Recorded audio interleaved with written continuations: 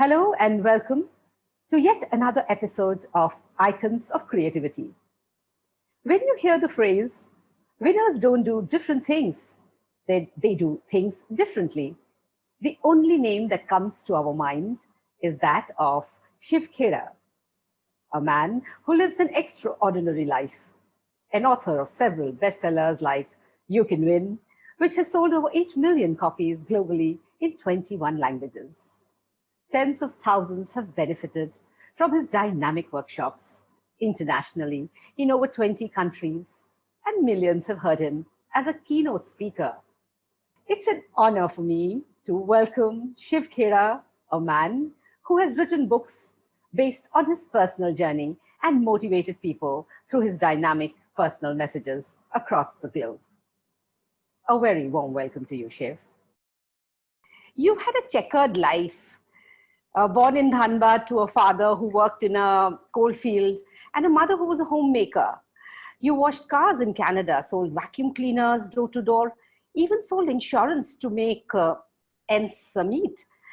Tell us about your journey from then to now, where you face so many challenges, but have truly come out as a winner, as an author, as a motivational speaker, a corporate consultant, and so much more. Well, Lipika, right from childhood, I was not inclined towards academics anyway. My academics are, I'm a BCom third division, I failed in my 10th, that's about it.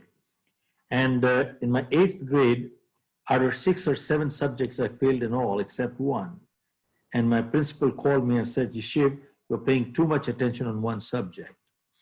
And out of 28 kids, I was number 27 because the 28 was absent. So that is really where my academics are, and I had to spend 2 years in my 10th grade.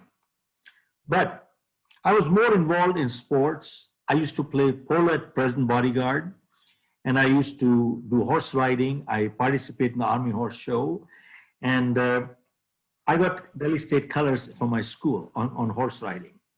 But that's about it. I used to jump off the wall and go off to Bengali market to have charts and all that stuff. And that's really my schooling part was.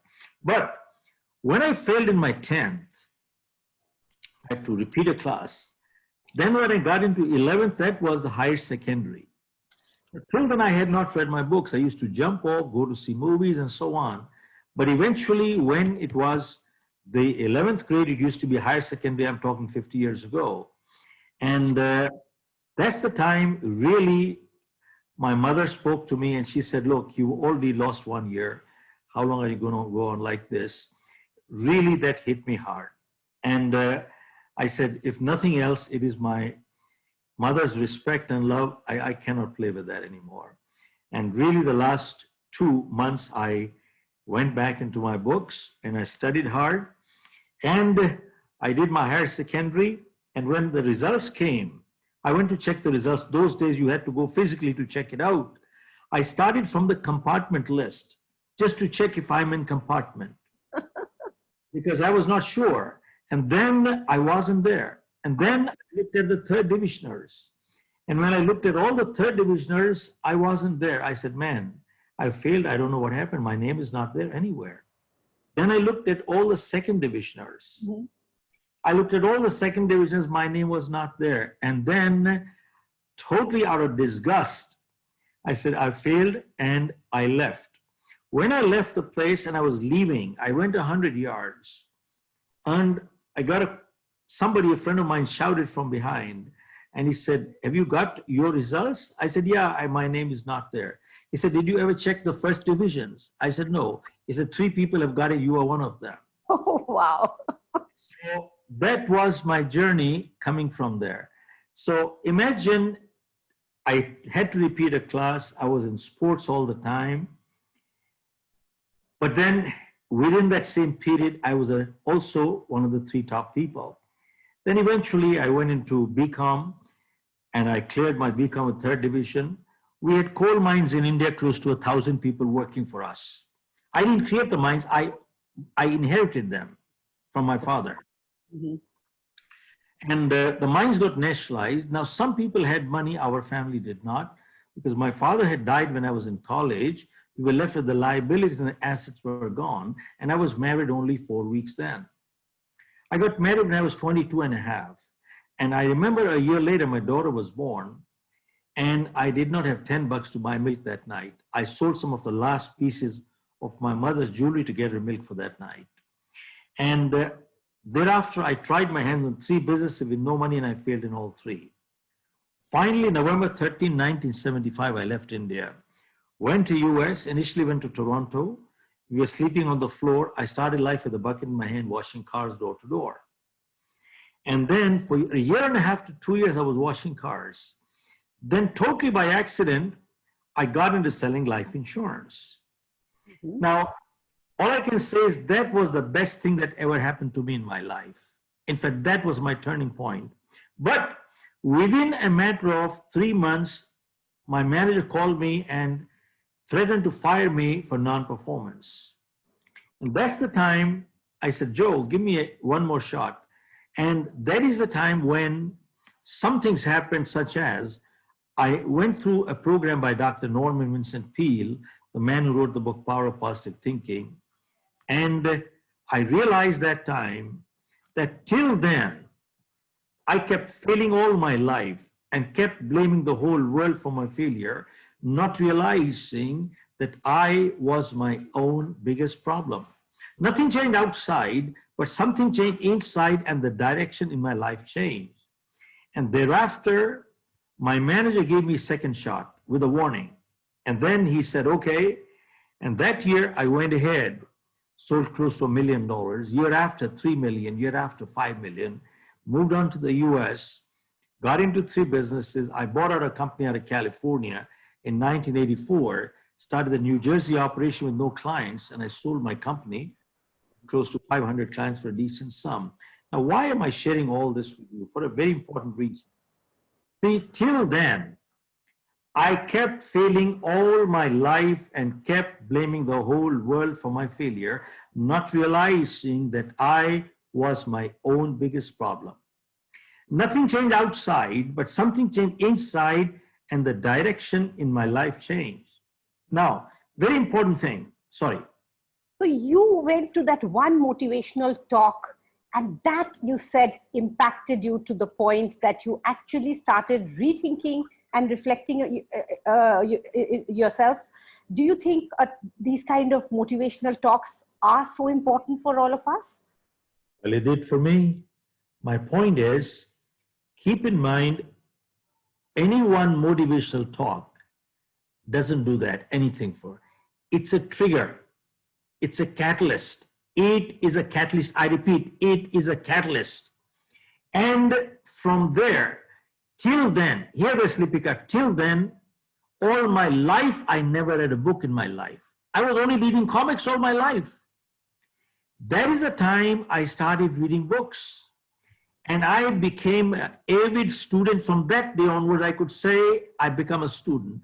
I started reading books one after the other. I used to read one book a week. I mean, and I started meeting people much wiser than me, who showed me direction one after the other. You see, this is like when you travel on a highway, all you can see is what? Do you see 10 milestones? No, you can only see 1 milestone at a time. But when you hit that one, the next one is visible then after that. Gradually, I started meeting people, and thereafter, one after the other, the doors started opening one by one. And gradually, it started happening. Now, all I can say is, the new book that I launched last year in London, You Can Achieve More, there's a subtitle to it. It says, if you want to stand out, you need to do something outstanding. Wow. Now, why do I share this with you? Because in that book, I also mentioned that there are many people who say, I want to have an extraordinary life. I want to have extraordinary income. I want to have extraordinary success. You know something? They're looking for answers, but they don't even have the right question. They need to ask themselves, are you an extraordinary person? Do you have extraordinary commitments in life? Do you have extraordinary integrity in life? Are you willing to work extraordinarily hard in life? Do you have extraordinary relationships in life? If you haven't got any of these extraordinary things, you can never get anything extraordinary in life. Now, whenever people see a success story, you know what they say? Must be lucky. Must be at the right place at the right time. Now, I have written my book, You Can Achieve More. This is an incomplete statement. When people say, must be at the right place at the right time, must be lucky, not true. Now, what is a complete sentence is partly complete is, you must be the right person at the right place at the right time. Now, you could be at the right place at the right time, and if you're not the right person, you can do nothing in life. Now, this is still incomplete. Not only do you need to be the right person at the right place at the right time, but you also need to do the right thing at that time. Okay. You could be the right person at the right place at the right time, and you don't do the right thing, you get nothing in life. So the sentence has to be complete. And people walk with half knowledge and run like chickens without a head, and they are looking for something in life, and they want to get money. Now, I learned one thing in life. When I was selling life insurance, I was on commission. If I didn't sell, I got nothing. But you know something? There were some people who were getting salaries, and they were not doing the job right. And that is the difference. That is where I learned the difference between making money versus earning money. Yes, why don't you tell us more about this? What is making money and earning money? Money is criminal. Earning money is spiritual. You know why? Because when you earn money, you put your energies and ethics behind it. That is called earning. I repeat, it is so crucial. Making money is criminal, earning money is spiritual. And that is the difference. And sadly, today, most people want to make money, very few want to earn money. Now, I'll share with you a very good example on this. Gallup survey from US did a study globally, and they found that 63% of people who go to work, they are disengaged. You know what that means? They don't do the job. Mm-hmm. Additional 24% are actively disengaged. Means they also make sure that others also don't do their job. Okay. That leaves only 13% of people who go to work actually do work. Look at this. This is a global survey. Only 13% of people who go to work actually do work. Mm-hmm. Now you tell me one thing. Only 13% people work, but the balance 87%, they want to get paid. They do want to get paid. You don't pay them, they feel cheated. But they haven't done their job. You tell me, is this not an integrity issue? What does it tell us? Wages without work amounts to stealing. Now, I have talked to many employers now, and including the banks. The work culture, work at home, work from home has become a culture. Now, question is it working out right? Is it workable? Now, I was talking to the banker. The guy says the 80-20 rule applies. You know what the 80-20 rule says? Only 20% people are responsible who can work without supervision. I think it is more like 90-10. And in fact, Narayan Murthy even questions that.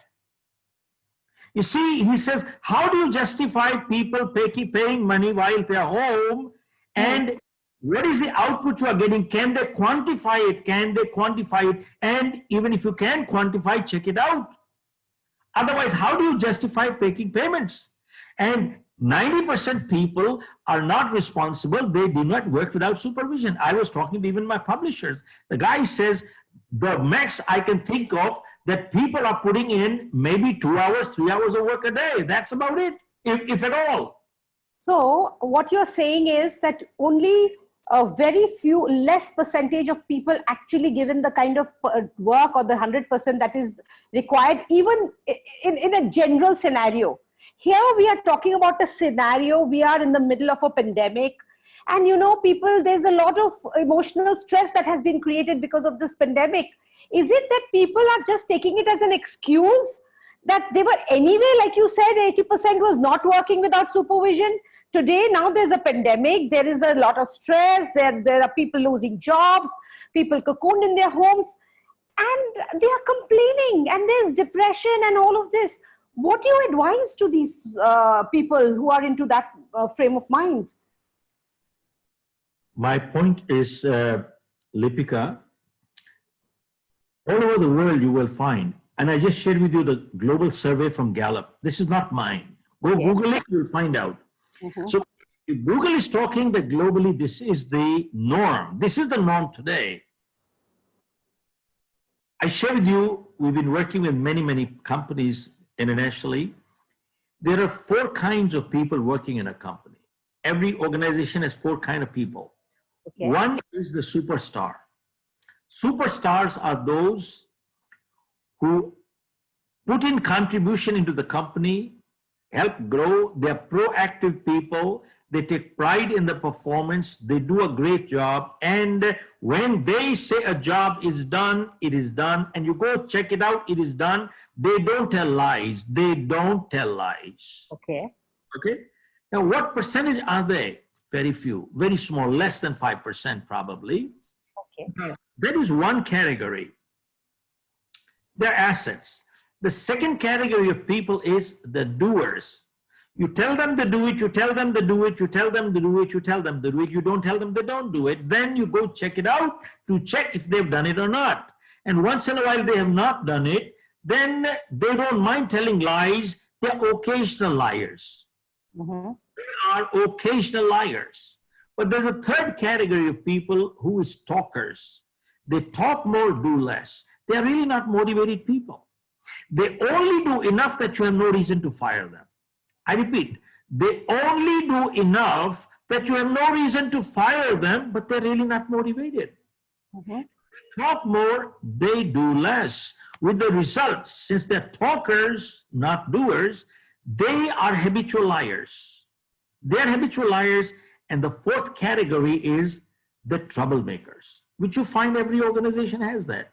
And now I was talking to the banker. He says, sir, Mr. Khera, we need to get rid of the talkers and troublemakers and make sure that the doers are trained properly to convert them into superstars. Convert the doers into superstars by training them and get rid of the talkers and the troublemakers.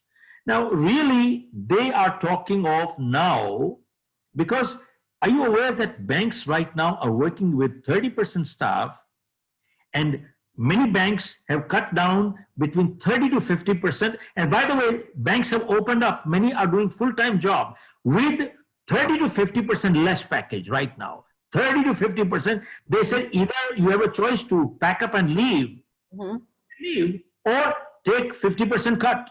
And many banks, I just came to know ICI Bank is their 30% off cut, and they're doing full-time work now. So now one of the bankers was saying to me, he says, Mr. Khera, with 30% staff, we have achieved 60% efficiency. Now we are shooting to hit 70, 80, and 90% efficiency. I said, how are you achieving 90% efficiency with 30% staff? He said, there were many people who were on manual banking till now, especially the senior citizens. They were scared of computers. They didn't even know how to open this. And even a guy like me, I confess that. But he said, we have sent our staff to senior citizens' home, taught them computers, and put them on digital platform. And now, since we have put them on digital platform, he said, we are shooting for 90% efficiency with 30% staff. So I said, my next question is, if you can achieve 90% efficiency with 30% staff, does that mean the balance 60% have become redundant, or they will become redundant when the crisis is over? He said, that could be a real issue all over the world. And one more thing that is coming up, is that, you see, till now, production was 20,000 miles away from consumption. See, manufacturing was taking in other part of the world, being consumed elsewhere. But now, the consuming country has realized that the producing country can blackmail me and put me out of business in less than 5 minutes.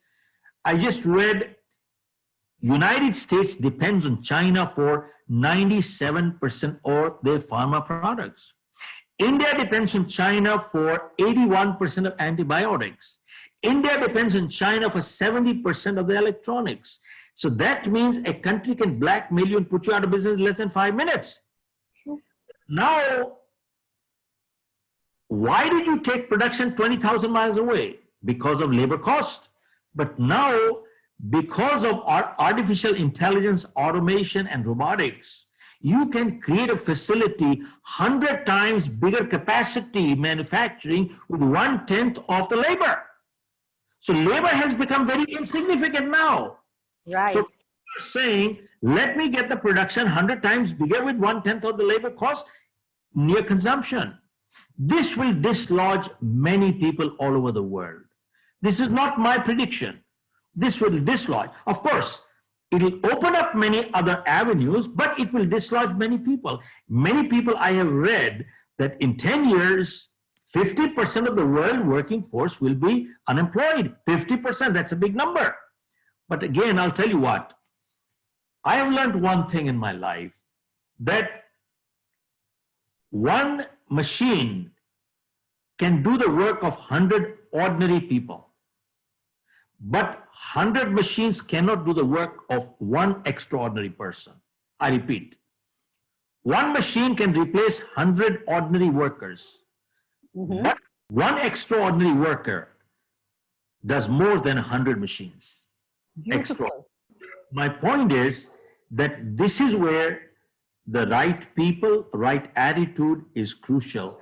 And people have to understand that they take it for granted. It is my entitlement to get money. Well, damn it.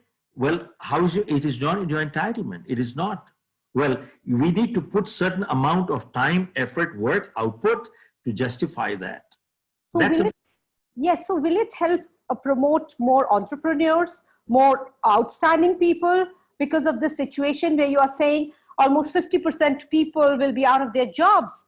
Now, when they're out of their jobs, will this create the atmosphere to discover their potential and to work towards that extraordinary approach in life?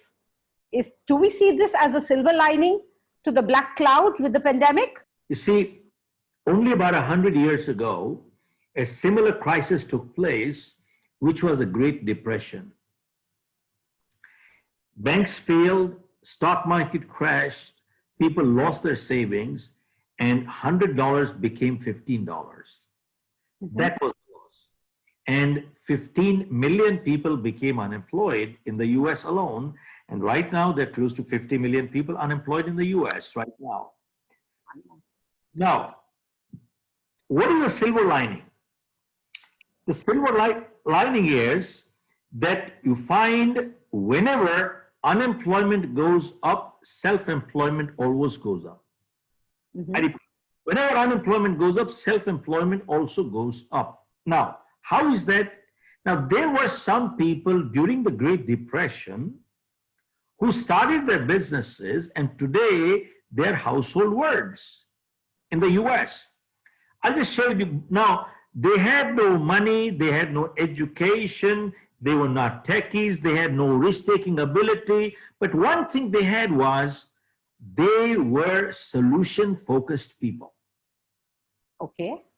You notice there are some people who are problem-focused. You know what that means?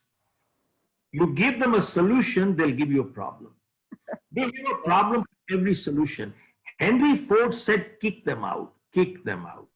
We don't need such people. We're not stupid. We understand there are problems, but we need solution-focused people. Now, I'm going to share with you 3 examples. One was a man by the name of George Jenkins.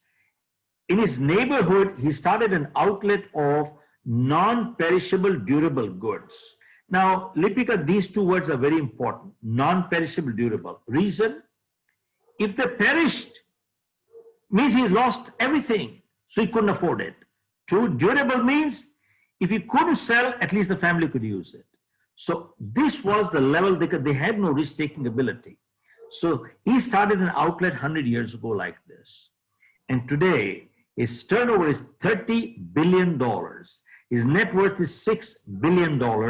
And he has 1,000 outlets in the US. And the store is called Publix Supermarket. Wow. And the second example I share with you is there were two brothers in California,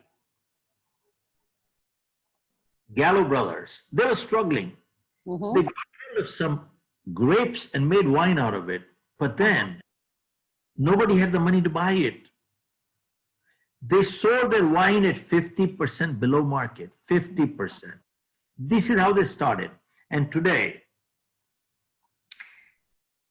Gallo Wineries accounts for 25% of the wine trade in US, and the valuations are close to $10 billion.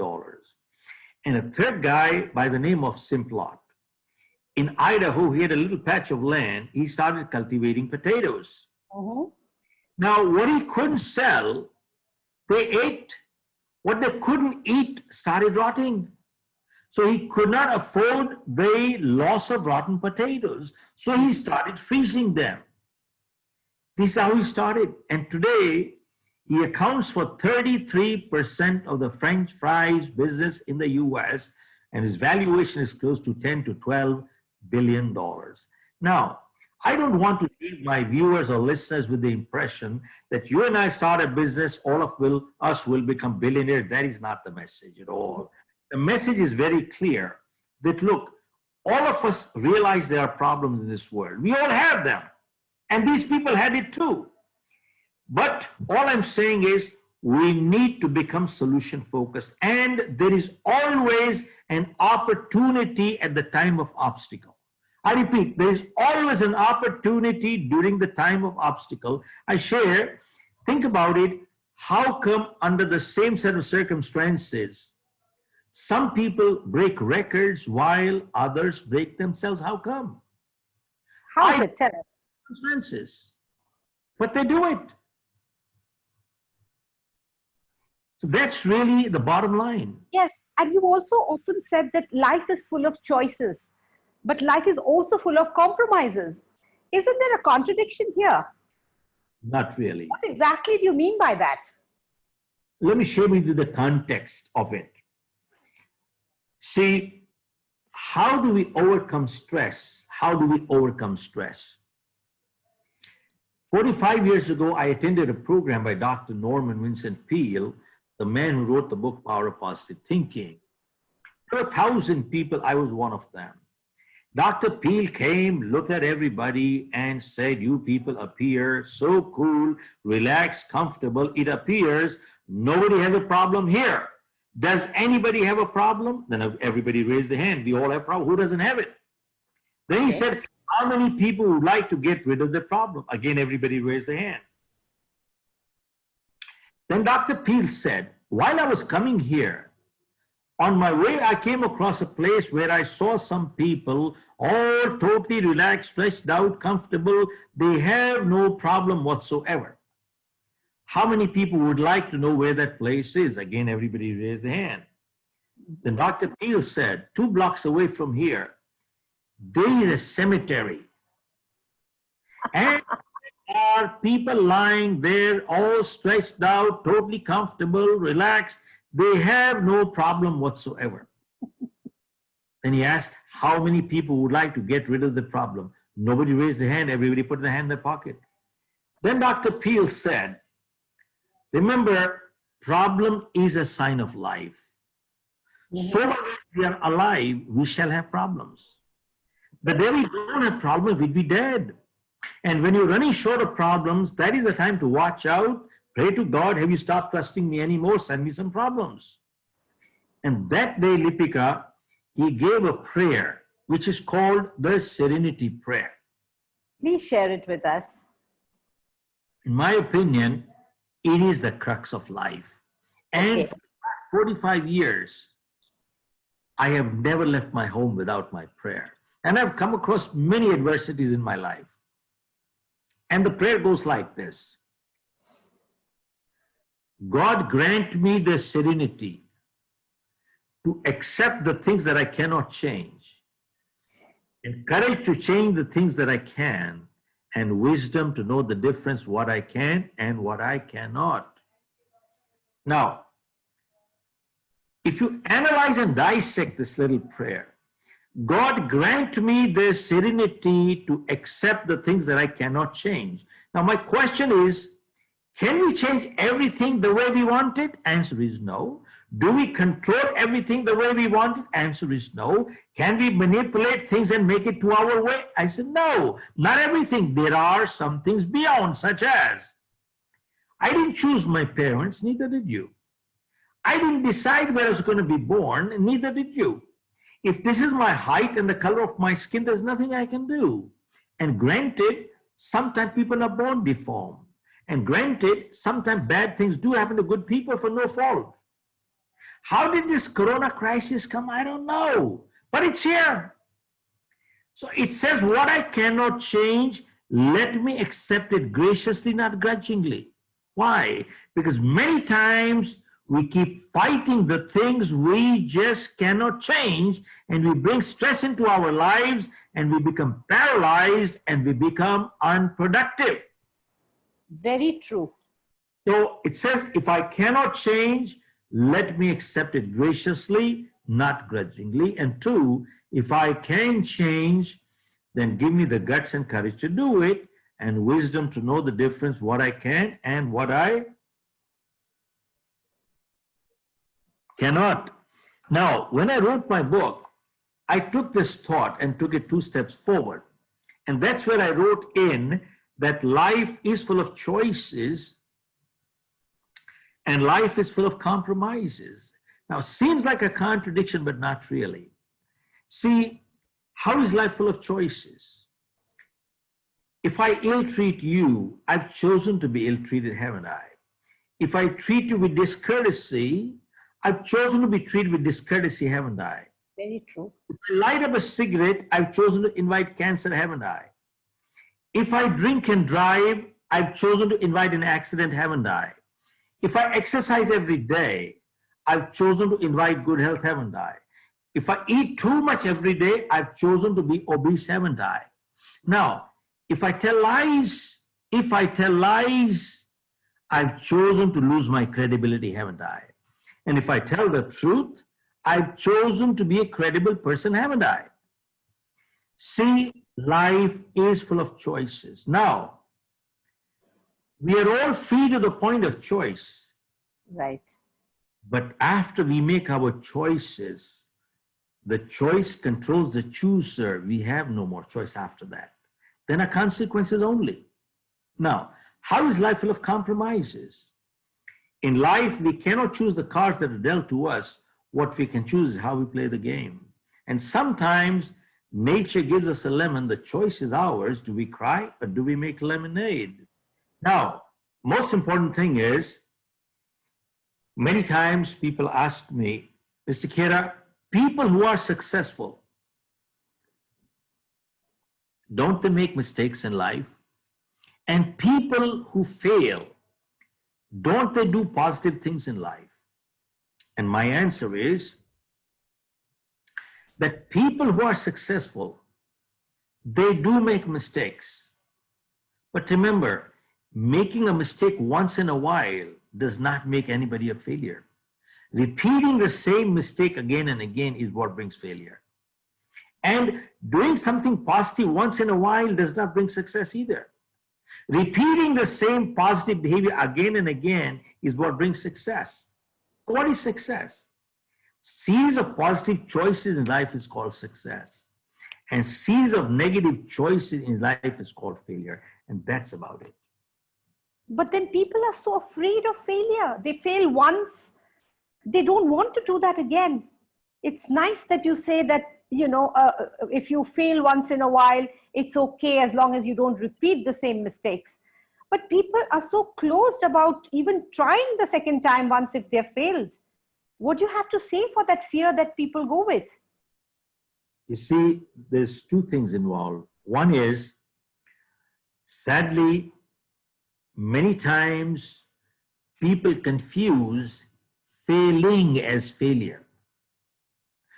I might have failed, but that does not mean I'm a failure.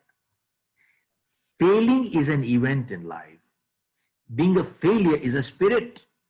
A spirit is dead. See, when a person fails, they're so disheartened and discouraged.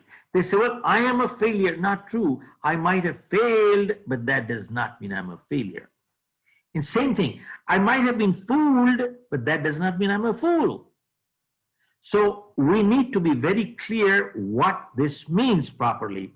And another reason why people quit is, you must have heard this phrase, success breeds success and failure breeds failure. This is so true. How? See, when a person succeeds, their self-esteem goes up. Self-esteem goes up, easy to succeed again. You succeed, self-esteem goes up. Self-esteem goes up, easy to succeed again.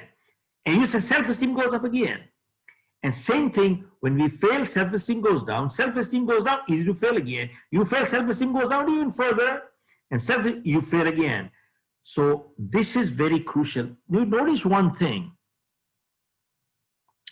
Whenever the champion morale is low, and sometimes even the champion's morale is low, whenever the champion morale is low, a good coach will never put him against a star fighter. Never. They always be a weak opponent. And then he beats a weak opponent. Self-esteem goes up. Self-esteem, they become slightly stronger opponent. He beats him up and self-esteem goes up further. And he brings a slightly stronger opponent. And gradually he keeps building up. And now he says, I'm ready to take a world title. Let's go. Wow. Yes. Now he build up. So crucial thing is, but you see, sadly, hear this. See, keep in mind, wise people learn from their mistakes. But wiser people learn from other people's mistakes, because our lives are not long enough to make all of our own mistakes. Okay. But sadly, remember, some people never learn. I'm not kidding. Some people never learn. They keep repeating the same mistake again and again. And that is where the time comes where you have to draw a line and say, buddy, you go your way, I go my way. Because those people start pulling others down also. They start pulling others down. See, where you are, where you will be 5 years from now, will depend on two things: the books you read and the company you keep. I repeat, where you will be 5 years from now will depend on two things: the books you read and the company you keep. Today also is the result of these two things.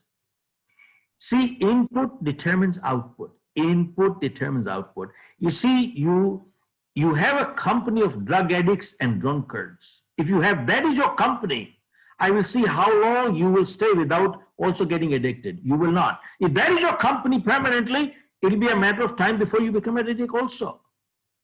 Absolutely. You're so right. My point is, company you keep and the books you read. Input determines output. Now, this is where you and I have a choice what to input. And we have to bear the consequences. And I'm not sure if I did mention, but you see, in my book, I have mentioned that 85% of millionaires and billionaires all over the world are first generation. 85% of millionaires and billionaires are first generation. Only 15% coming from inheritance.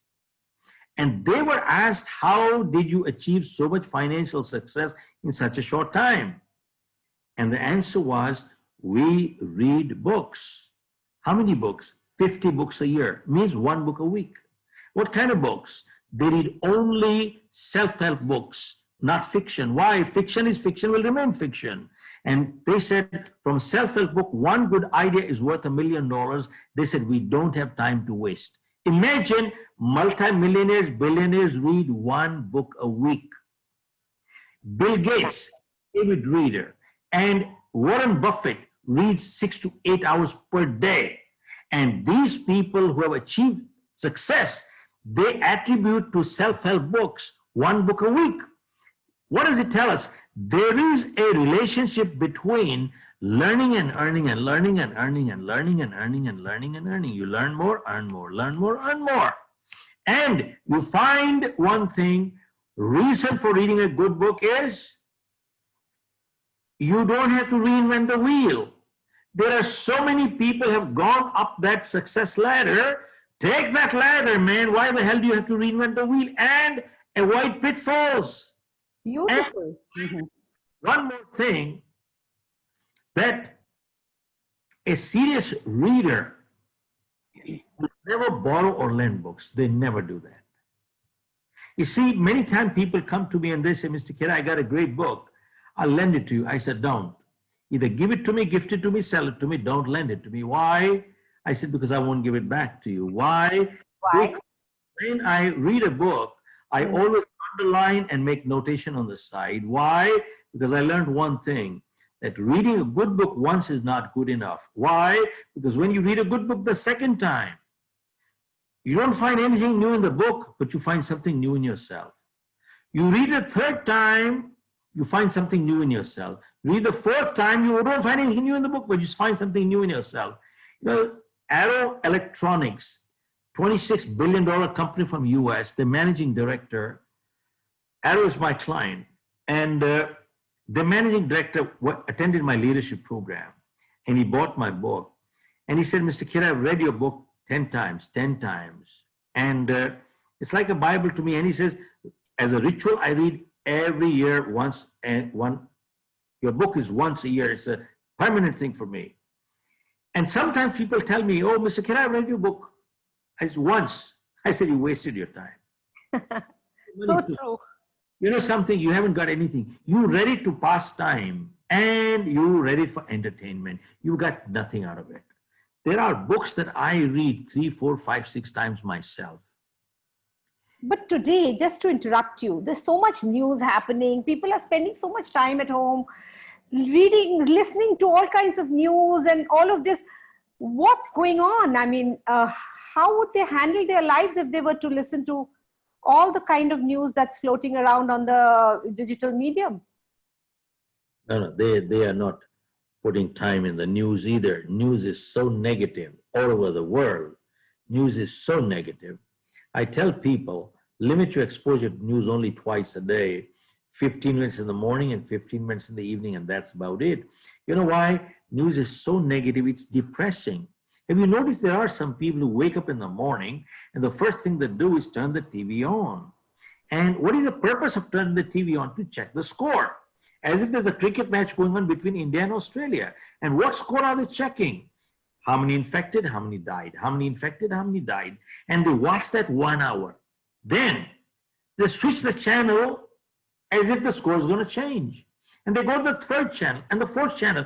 And from morning till night, they watch that news 13, 14 hours a day. And all their word is how many infected, how many died. At the end of the day, the man says, I am depressed. Well, of course you will be depressed. What else will you be? It's so true. Absolutely. Depression into your system. So it is ridiculous. And this is people who are wasting time. And you know something, interestingly, there are people who say, I don't have time. They're either on the unemployment list or they don't have work, but they don't have time. And then they say, well, when I have the money, I'll buy the books. You know, you can get any book for free at any library today, but they will not do it. They will make excuses all over the world. They will never do it. They will keep complaining, blaming. Their only one thing in life is complain and blame, complain, blame, and they will do nothing in life. Zero. So true. So true. And then they have anticipation. I'm entitled to money. I'm this and I'm that. So I think it's just a lot of mindsets, a change of approach, and all of this that we really need to look at and reinvent ourselves in this whole setup. You know, when you talked about how to change setbacks to comebacks, you talked about using this time productively. You talk about making yourself more healthier and fitter and more knowledgeable. Tell us a little more about this. What are the things that we need to look at to better ourselves during this pandemic? Well, as I mentioned, need to convert your wasted time to productive time, convert your downtime to uptime. How do you do it? You see, there was a survey conducted in the US before the crisis, which said an average American watches 3 to 4 hours of TV per day. And that is not only American, but European, Indian, Asian, everywhere. They watch 3 to 4 hours of TV per day. They come home 6:30, 7 o'clock. After 7 o'clock, they have their supper or meals, and they turn that idiot box. And after that, till they go to sleep, it's on. And that is true in every home. Now, a man asked a guy who watched TV like this, how much did this TV cost you? He said, $1,000. He said, you don't even know what this TV is costing you.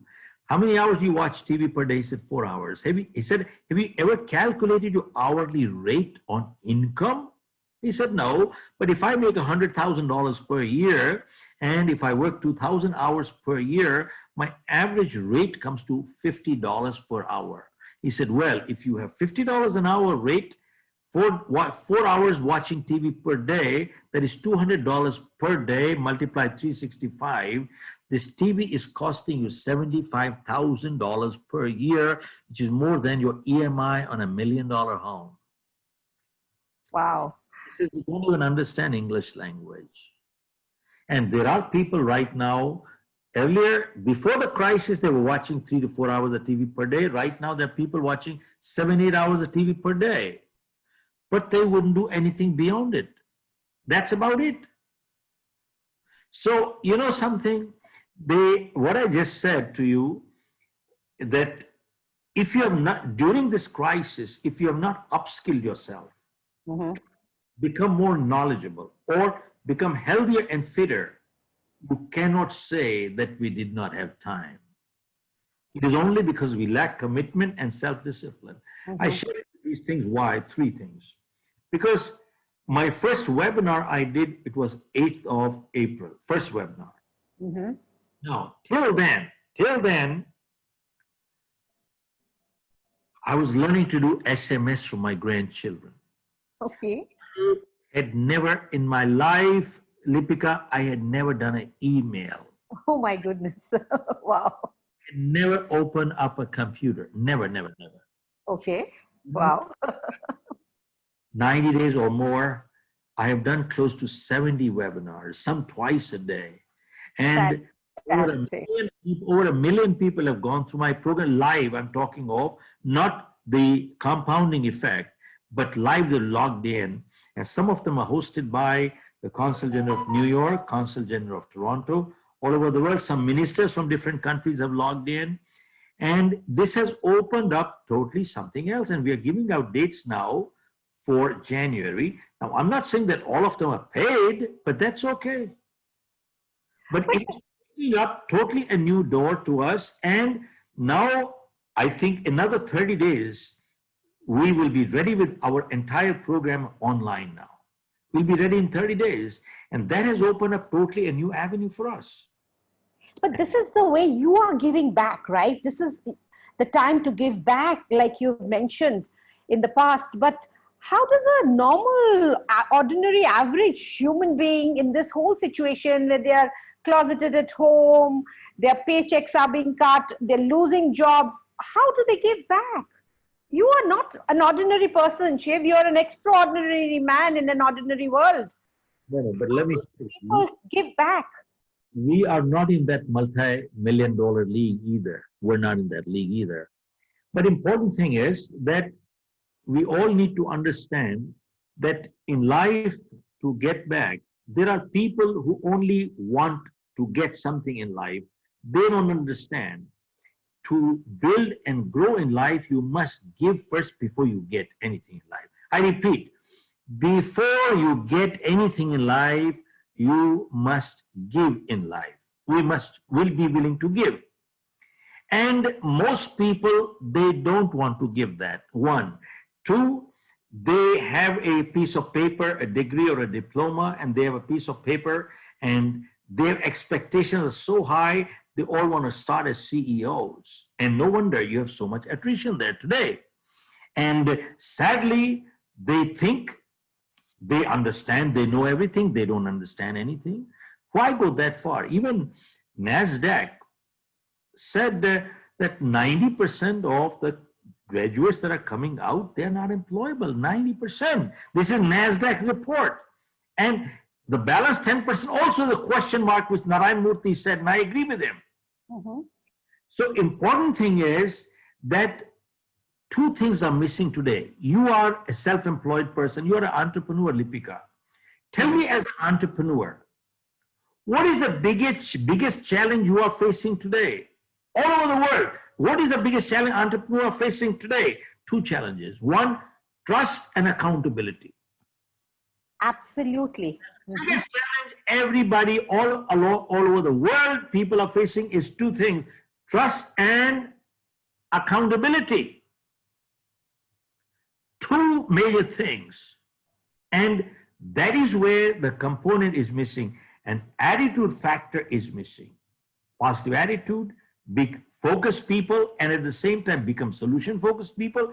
You see, people, this is true. I mean, look at the Gallup survey, it confirms it. People only want to do what they can get by with, no more.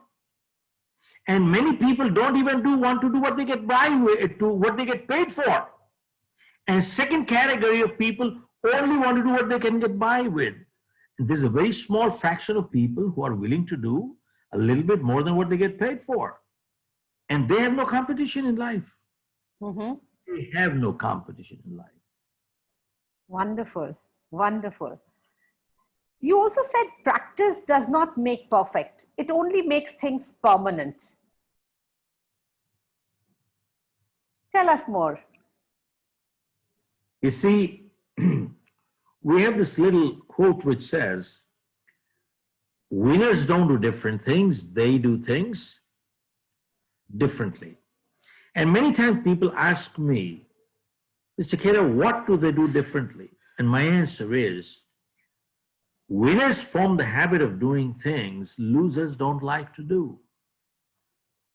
And what are the things losers don't like to do?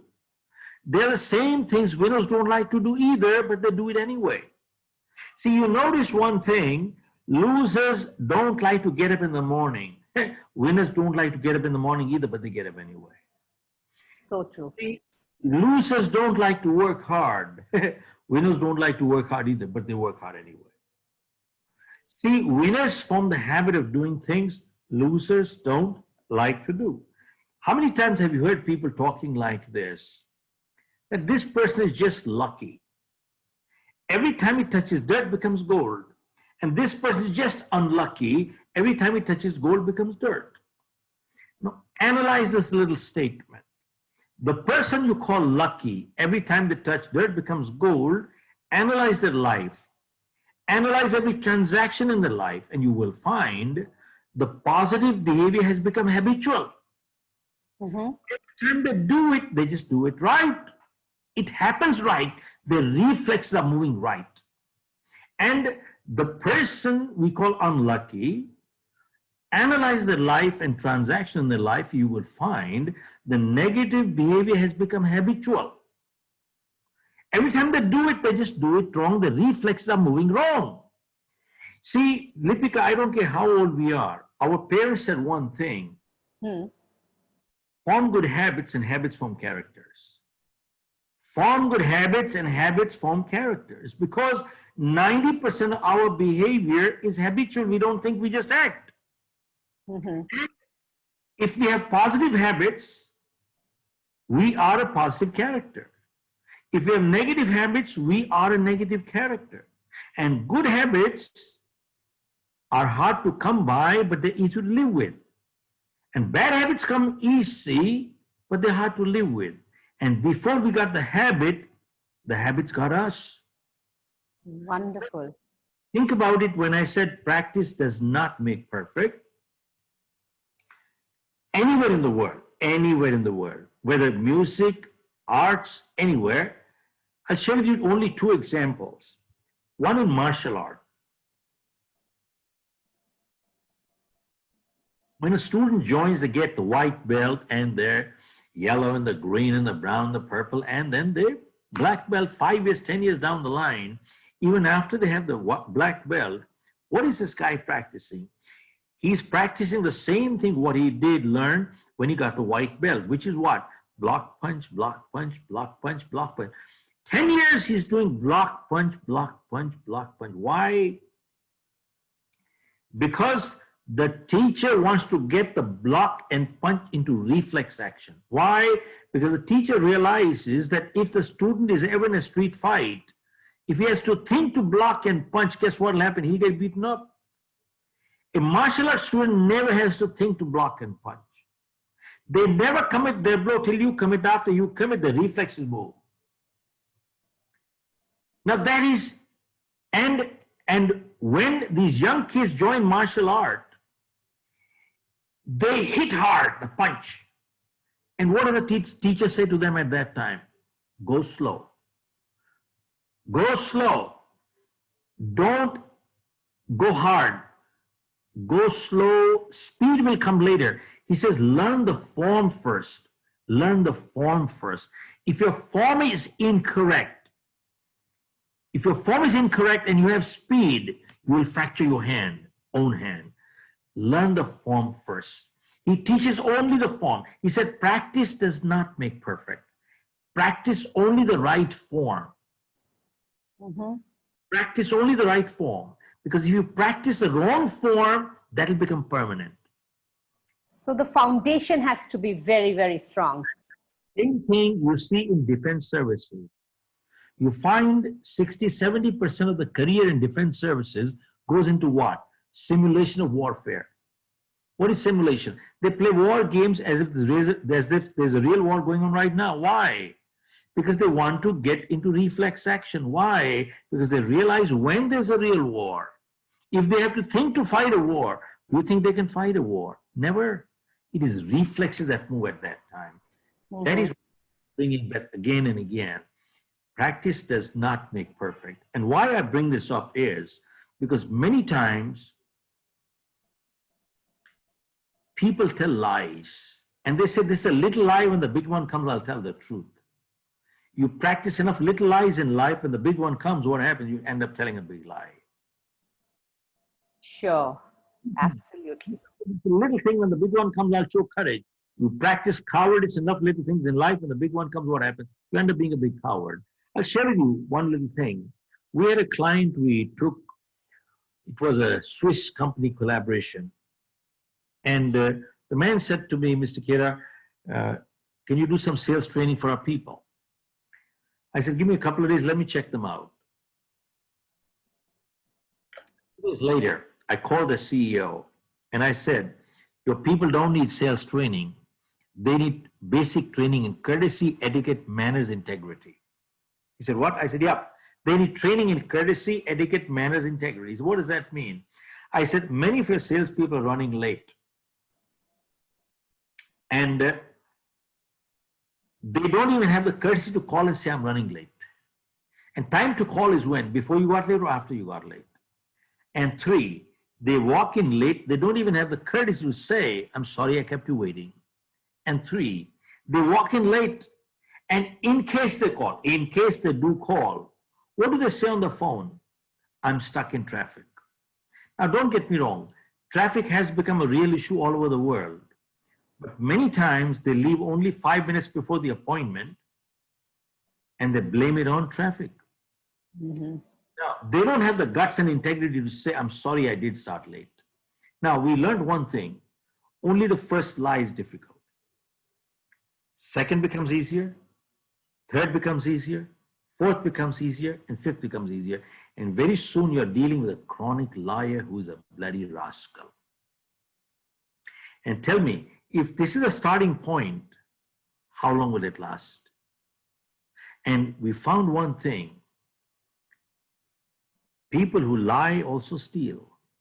Steal means they cheat. And by the way, this is true with MBAs and PhDs and everybody too. This is such a common thing. They are habitual liars. And they think they're smart. You tell me, how long will a relationship last with people which is starting on lies? It doesn't last. No wonder it doesn't last. In the beginning of this conversation, Shiv, you had mentioned that, to overcome crisis, one needs to bring strong relationships. And now you talk about relationships again. How? I mean, but one finds that relationships crumbling when there is a problem, even now, especially nowadays. How do you explain that? Lipika, do you see the rise in the divorce rate all over the world, especially India? You know why? The current generation, this generation, their divorce rates are much higher. And you know what they believe in? Love at first sight and divorce at first fight. Okay, that's a good one. And the me generation is so bloody strong. They forget the word we. They don't understand that.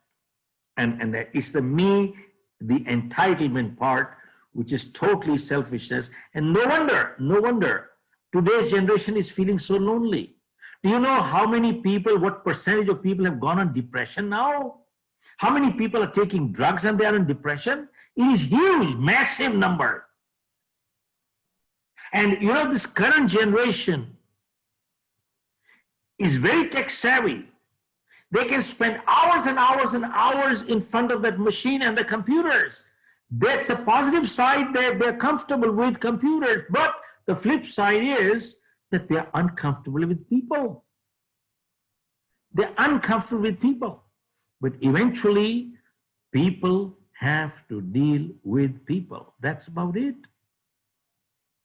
People have to deal with people. And relationships are very crucial. And people who have good relationships, you see, our biggest asset is not our bank balance. It is our relationship balance. Mm-hmm. And people who have good relationships, what they can achieve with one phone call, you cannot achieve with $1 million. But you see, there are many people who join associations, organizations, the Chamber of Commerce's, Lions and the Rotaries, to build what? Network. They're doing networking. The whole purpose of doing this, and you ask them, why do you go to these places? You know what? They say, I am building contacts. Now, keep one thing in mind. There's a big difference between building a contact versus building a relationship.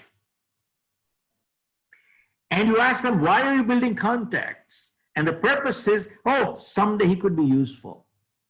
He's a lawyer, he's a doctor, he's a cop, he's a politician, he's a mafia, he's a gunda, he's a whatever it is. Someday he could be useful. Usefulness goes, friendship goes. You can never build relationship with people like that. They are parasites, rascals, selfish people. They're only takers. They have not learned to give in life. That is not the way. And 99% people do that. So true. My goodness, absolutely right. They're parasites is the word. You can never build relationship with people like that. Now, you see, we have an office in Singapore. I came from dinner one evening, and a man met me in the lobby, and he said, you came from dinner? I said, yes. And his first thing was, I hope you met some people who could be useful to you. I felt like giving him a piece of my mind and something more. But you see, his first thought was, I hope you met some people who could be useful to you. Means, what can you extract from this meeting? What can you get out of this contact? This foolish person does not understand. Selfish person is the word, does not understand that meeting good people is good enough in life. Absolutely. And usefulness is a byproduct. I repeat, usefulness, being useful to each other is a byproduct. It is never the purpose of friendship. If it is a purpose, purpose finishes, friendship finishes too. You see, keep one thing in mind. Helping each other is a duty of a friend. If I have a friend of 20 years and he has a problem tonight, who is he going to go to? Most natural person is 20 years friend. He's not going to make new friends tonight. Is it my duty to help? Answer is yes. If I help him, am I doing a favor? No. And if I don't help, am I behaving like a friend? No. Keep in mind, helping each other is a duty of a friend, but it is always incidental to friendship, never the purpose of friendship. If it is the purpose, then purpose finishes, friendship finishes too. It can never be the purpose. That is where you need to build relationship. And relationships are only built by adding a value addition to another person's life. You need to learn to give in life. Only then and then only can you ever build relationship. Otherwise you can't. If you're only a selfish taker, man, pack up and get out. How beautifully put. Superb. What about relationship with the supernatural power? What about this faith that we talk about, which gives us strength? Let me share on that part. You see, Lipika, I share that faith gives strength. Blind faith leading to superstition weakens people. Weakens people. Now, what does that mean? See, one of the biggest damage done, at least to India, I can see, is done by our media, the print media or the electronic media. Anytime you turn the TV on, what do you see? There is one Babaji, Guruji, Maharaj, Swami, somebody in saffron, Bhagwa, they're sitting there, or white clothes sitting there, and a few tilaks here and a few tilaks there, and Bhagwan Maharajji sitting there, and he's asking questions. Where are you calling from? Naam bolo, janam tithi bolo, time bolo. Guruji malum nahi. Kehta koi baat nahi. Main nikal lunga. And then he does tick, tick, tick, tick, tick, tick, tick, tick, tick on the computer. And he says, you have patni dosh, putri dosh, pita dosh, palana dosh, ye dosh, dusra dosh, tisra dosh. And दूसरा तीसरे के घर में बैठा, तीसरा चौरे के घर में बैठा, and मंगलिक हो गए, मंगलिक हो गए, मंगलिक हो गए, मंगलिक हो गया. उसके बाद आपके ऊपर शनि चढ़ गया, शनि चढ़ गया, शनि चढ़ गया. And then गुरु जी शनि को उतारने का उपाय क्या है? कहते उतारने का उपाय ये है, तुम्हें रुमाल लो, उसमें काली दाल डालो, फिर उसमें काला काजल लगाओ, फिर काला बाल वाला खोजो, 7 बारी खोपड़ी में घुमाओ, काला कुत्ता खोजो, काला बर्तन खोजो. People are doing all this stuff. You know something? People are doing all this stuff. My point I'm trying to make is, look, if it is so easy to get Shani in, Shani out, Shani in, Shani out, Shani in, Shani out, why don't we send Shani to Pakistan and destroy all the terrorists? मरवा दो उसको. शनि का दागा चढ़ाना इतना आसान है, तो why don't we send Shani to Ladakh and make him fight with Chinese? मैं पूछता हूं कि permanently for the rest of our life, Shani is sitting in India permanently. Why doesn't Shani ever go to Australia? Why doesn't Shani ever go to New Zealand? Every Saturday at the traffic light, you see 7 mirchi, 1 nimbu, पकड़ पकड़ के घूम रहे हैं और लोग खरीद रहे हैं, हिसाब लगा रहे हैं. आप परमानेंटली जेब में रखो ना यार सारा दिन, मिर्ची चबाते रहो permanently. What a joke. Why am I sharing all this with you? If you, by the way, educated people are doing such things. Yes. If you, the life history of Swami Vivekananda, Swami Dayanand, Guru Nanak, they never believed in all these things. In fact, they fought against them. Go look at Guru Nanak, he fought against it. In the Sikh families, they never tally horoscopes. There is no Mangalik. They don't have a good omen day. Every wedding done only on a Sunday. Sunday doesn't sit right, they do it on Saturday. Saturday doesn't sit right, they do it on a Friday. Now, why am I sharing this with you? There was an article that came out. Here is the article. If you can see this, the article is of January 2018, India Today. Mm-hmm. The top word is very superstitious, very superstitious. It says here. Okay. And this article is talking of because of astrology and superstition, in some parts of India, natural childbirth has gone down by 80%. They quoted South India, Bangalore, Hyderabad, Madras. 80% of childbirth there is through C-section operation. You know why? Because some astrologers said this is good time, good omen to pull out the kid. Okay. You see, question is, what is going on? Now, it doesn't stop here. Why am I sharing this with you? See, Indian Oil is a client of mine. Once in Assam, I was going to the airport and the driver hit the brake so hard, the car came to a screeching halt. So I said, what happened? He said, "Sab, billi rasta kat gayi." Okay. And I asked him कि भाई अब क्या होगा? बोले साहब अगर जाएंगे तो नुकसान हो जाएगा. मैंने कहा भाई मेरी फ्लाइट मिस होगी तो गारंटी नुकसान हो जाएगा. So I asked him, now what are your plans? अभी क्या करोगे? बोले साहब मैं गाड़ी रोक लेता हूँ. मैंने कहा कब तक? कह जब तक कोई दूसरा नहीं चला जाए. तो मैंने कहा उसका नुकसान हो जाएगा. बोले that's his problem. This guy had answers as if he had done a PhD on Billy. तो कहता that is his problem. Then I asked him a question. I said, supposing you are 15 years behind and the cat had crossed the road. And seen the cat. And you would have just gone ahead. In that case, you would have been the first car. Then what would have happened? साहब जवाब सुनने वाला है. कहता है साहब in that case बिल्ली की पावर कम हो जाती है साहब. That's such a good one. Lipika आप हंस रहे हो. पढ़े लिखे लोग यही कुछ कर रहे हैं. सही बात है. बहुत सही बोल रहे हैं आप.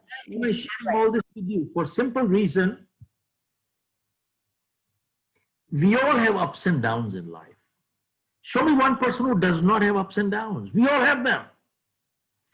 But you know something? A person who is getting someplace in life, who accepts responsibility, they analyze the situation and they ask a question. If a similar situation came again, will I behave the same way? If the answer is yes, means you haven't learned anything. They learn from it, accept responsibility, don't repeat the same mistake. But people who's not willing to accept responsibility, you know what? He never will learn from it, never analyze, never accept it. He blames the stars. Not my fault, my stars are not favoring me. They will never learn. And that's what they do. And they keep repeating the same mistake again and again. And sadly, our people, I wouldn't want to call them innocent or ignorant. I don't know. It is just, maybe it is foolishness or something or desperation that they go to these Babajis and Guruji Maharaj and they touch their feet. The guy should be in jail, man. And they go to Babaji, Babaji kya kare, Babaji kya kare, कहता प्रीत करो, प्रीत करो, प्रीत करो. एक बाबा प्रीत बेच रहा है, एक बाबा हनी बेच रहा है, एक हनी प्रीत मिक्स करके बेच रहा है. What a joke. Amazing. I tell you. And we are all falling for it. The educated lot. And they go by the thousands. So one last question to you is, sorry, you wanted to finish this. Yes, please go ahead. But this is still incomplete. Four Yes. simple ways.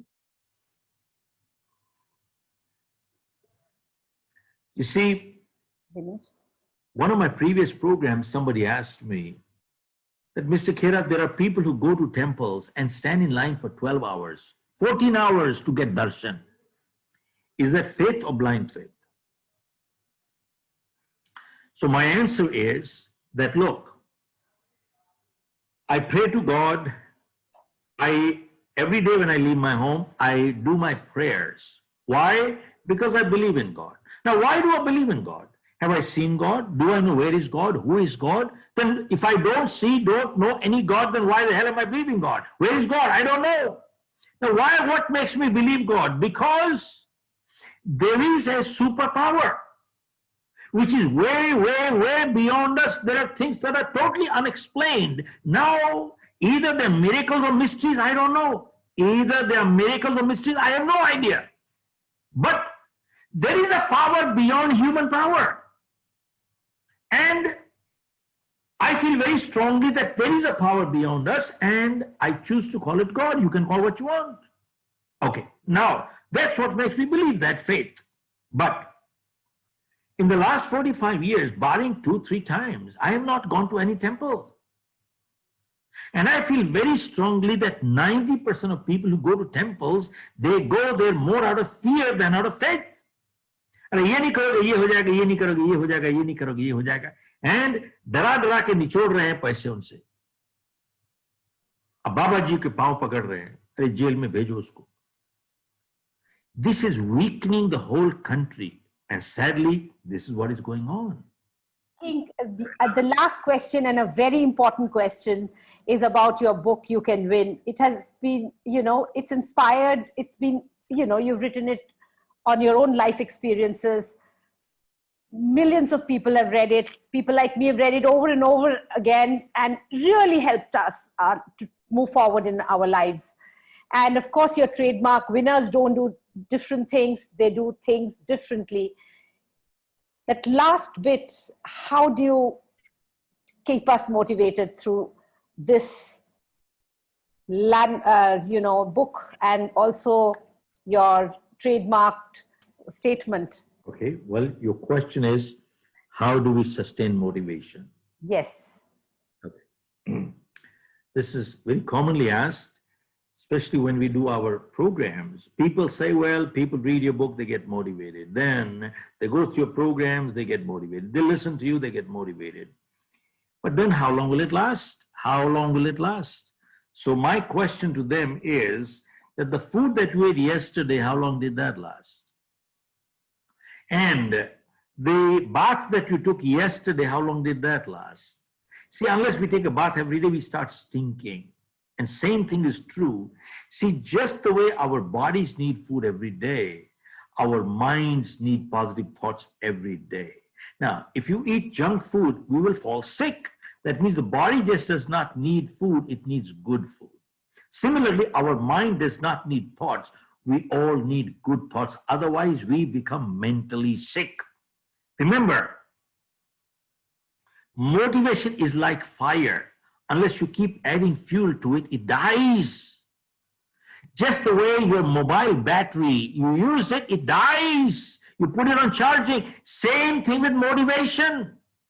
Why do you think those millionaires and billionaires read one book a week? At this point in my life, I'm now 71, close to 71, and I listen to videos 2 to 3 hours per day, and I read my book. People ask me, do you get demotivated? I say, yes. What do? I said, I read my book, and every day, I listen to some good audios, videos, and read some book, at least 2 hours per day, currently. And that is the way, you see, our mind and motivation is like your physical muscles. You stop exercising, what happens to your stamina? Goes down. Similarly, mentally, if we don't keep feeding our mind with a vitamin of good stuff, it goes down. This is true everywhere in the world. Anybody who says it doesn't happen to them, they are bloody lying. Mm-hmm. Absolutely. Absolutely. I'm completely mesmerized by each and every word that you have said, which is so deep and inspiring. I'm sure, like me, the audience too is inspired and encouraged to realize their true potential. I can't thank you enough for sharing your thoughts, especially in a time like this, when we all need to turn our setbacks into comebacks. A big thank you to everyone who's joined in.